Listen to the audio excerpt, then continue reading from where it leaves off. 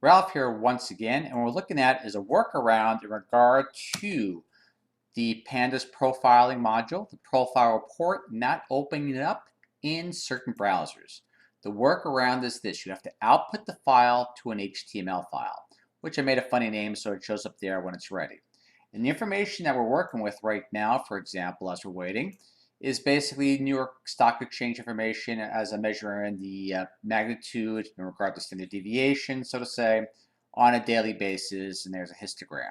Now, the profile report, for those familiar, is filled with way more information than just something simple as that. But it does take some time. And all you do need is these 2 lines of code, and that is it. Everything else I'm just using as an example. And there it is.